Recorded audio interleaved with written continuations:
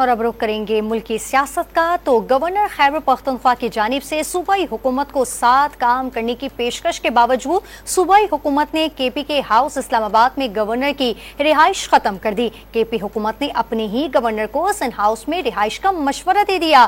دوسری جانب فیصل کریم کنڈی نے صوبائی حکومت کا اقدام غیر آئینی قرار دیتے ہوئے واضح کر دیا کہ وہ وزیر اعلیٰ کے گورنر ہاؤس میں داخلے پر پابندی نہیں لگائیں گے۔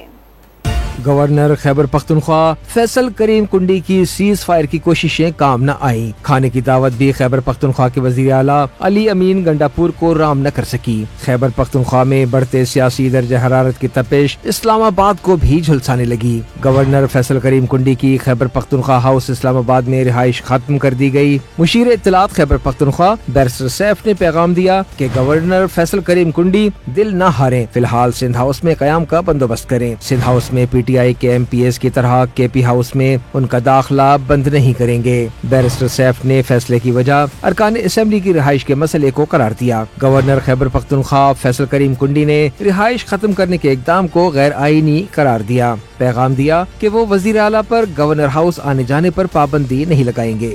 کسی سیاسی جنگ میں نہیں پڑوں گا، گورنر ہاؤس کبھی کسی کے خلاف سازش کا گڑھ نہیں بنے گا۔ میں نے کل بھی اپنے سی ایم صاحب کو دعوت دی ہے کہ آئے میرے ساتھ کھانا کھائیں یا وہ خرچہ کر لیں، مجھے بلا لیں، میں ان کے پاس کھانے کے لیے تیار ہوں جانے کے لیے۔ میں پولیٹیکل پھر اس میں نہیں جانا چاہوں گا تلخی میں۔ کانسٹیٹیوشن میں آرٹیکل 121 ہے اور 122 ہے، آپ وہ بھی پڑھ لیں۔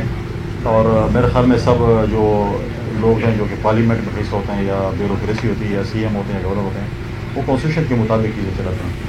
وزیر اعلیٰ علی امین گنڈاپور نے گورنر فیصل کریم کنڈی پر گورنر ہاؤس میں صوبائی حکومت کے خلاف سازش کا الزام عائد کیا تھا۔ فیصل کریم کنڈی نے سازش کا الزام مسترد کرتے ہوئے انہیں گورنر ہاؤس میں کھانے کی دعوت دی تھی۔